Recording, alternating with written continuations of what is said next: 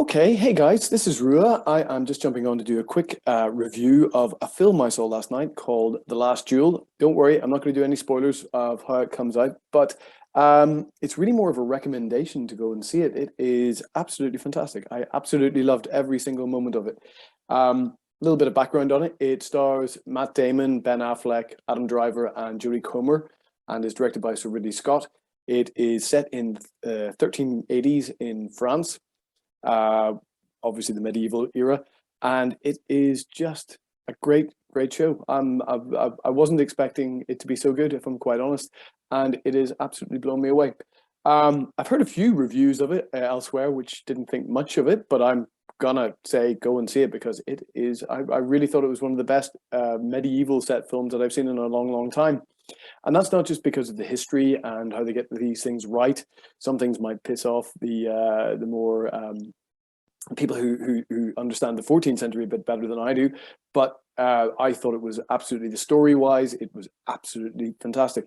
The background is that in 1380s in France, a chap called Jean de Carouge, who's played by Matt Damon, marries a woman called Marguerite, and she is the daughter of a French noble. There's a bit of a trouble over the dowry and the bride price between Jean de Carouge and her father, but that is played out as these things do, and it's all worked out. The Jean de Carouge's best friend, or certainly close friend, is Jacques Legris, who is a far more courtier type warrior, but yet he's still good at war, and he is a friend. Probably they're both squires in this movie rather than knights at this stage in the early 1380s, and they're friends. But they've soon their relationship deteriorates as Adam Driver, this Jacques Legris, as his character becomes closer to their local, or their lord, who is the Count Philip, played by Ben Affleck. This results in numerous outbursts by Jean Le Carouge, Matt Damon's character, and the relationship between the two men deteriorates very quickly. In 1386, what actually happens is that, and I think this is given away in the trailer, which I've linked below, it results in Jacques Legris sexually assaulting Jean de Carouge, his wife, Jodie Comer, Marguerite, and the case goes before first of all the Count Philip, and then it goes to the higher court of King Philip, King Charles VI of France.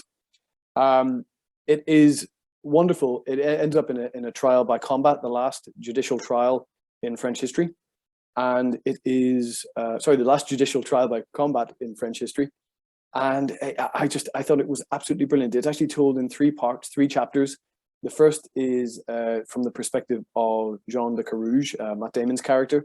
The second is from the perspective of Jacques Legris, this character played by Adam Driver, who is incredible in the film. In fact, everybody's incredible in the film. I don't know why I'm singling him out. Everybody is fantastic. Jodie Comer is wonderful. Ben Affleck is great, back to his Shakespeare in Love best. And Matt Damon is probably got the least flashy role, but I think is a really fantastic portrayal as well. So the first chapter is Jean de Carouge, Matt Damon. The second is Adam Driver's character, Legris. And then the third is from the perspective of Marguerite, the victim in all this, the wife of Jean de Carouge, played by Jodie Comer. It isn't an easy watch by any means. The first act, I thought we were in for a pretty mediocre fare, but when you then move into the second and third act, you understand why that is, because it's from the perspective of this really thuggish, relatively stupid character called Jean de Carouge. The second one is a far more fun, if you want to call it that, but it's far more lively, and I think gives a really interesting perspective on the medieval period, because obviously we all think of it was down in the dumps, it was dreadful, it was all hellish, which of course it was at the same time. But for people like Jacques Legris and Count Philip, this was actually a pretty fun blooming time. So you it kicks up a notch. Then into the third act, and the perspective is from Marguerite and Jodie Comer. Honestly, I was on tenterhooks.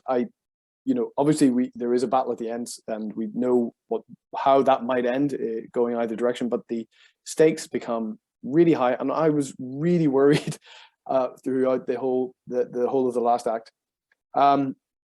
As far as the history, obviously this is the end of the 14th century. We've got Charles VI on the throne. He will, in the future, become the king who loses most of France to Henry V.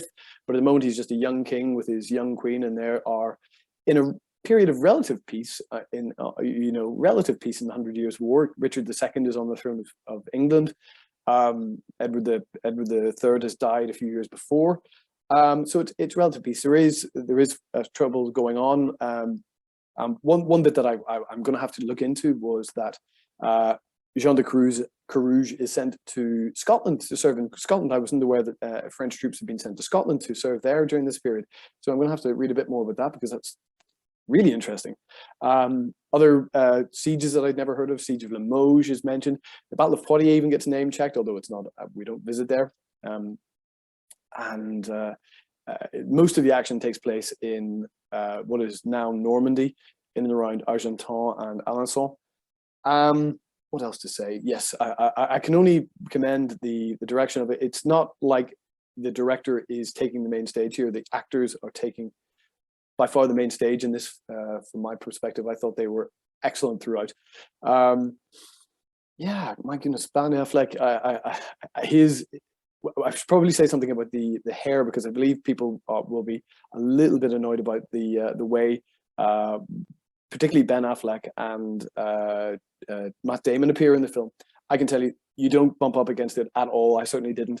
It's wild hair there. The beard and the hair and the mullet on Matt Damon is crazy, but it actually it tells you something about the character that is going on here.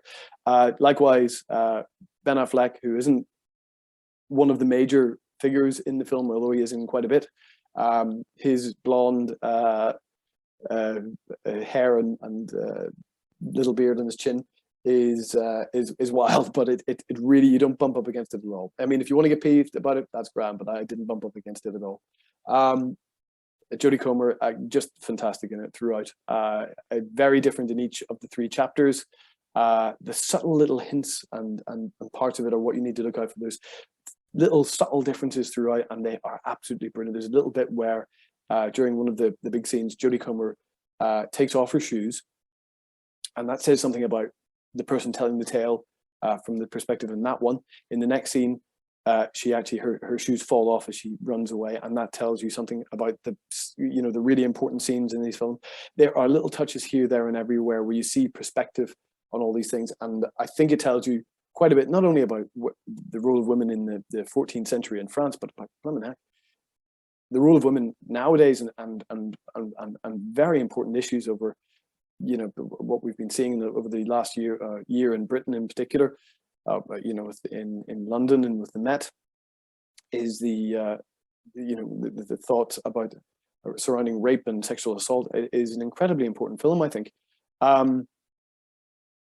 I'll not go into that anymore, but I hope that everybody will go out and see it. What I would say is this struck me as, before going to see this with my other half, and I thought it was going to be a film for me, a guy. I thought it was going to be a guy who likes the medieval era, and that was all it was going to be. But in reality, this isn't a man's film, in my opinion. This is a film about women, and it is wonderful. It is just wonderful.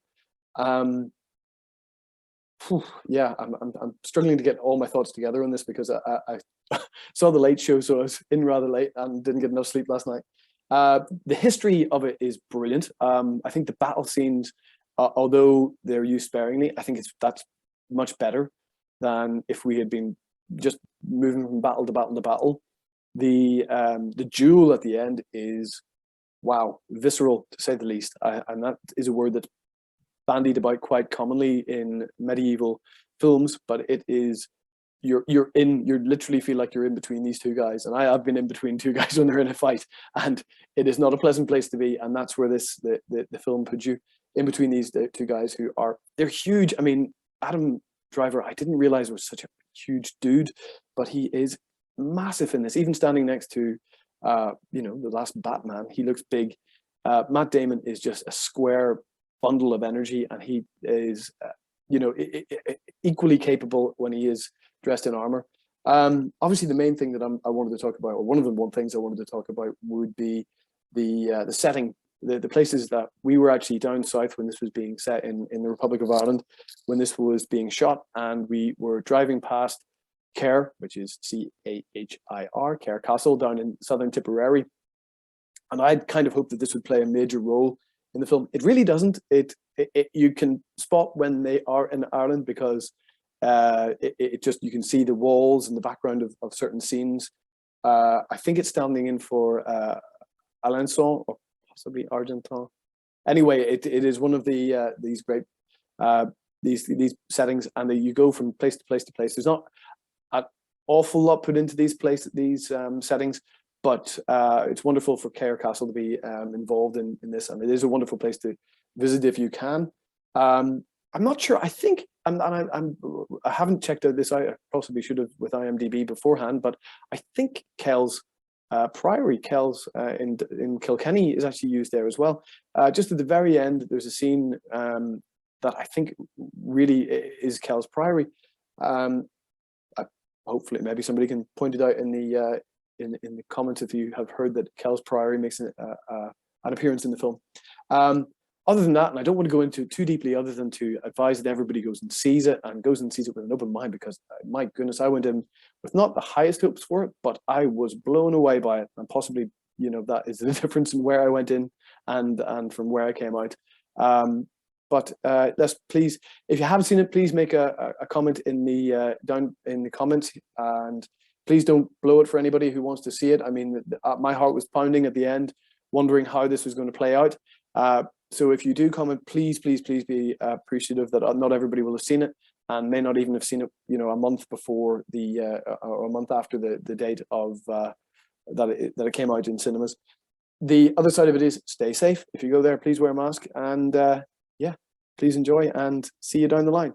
Bye bye.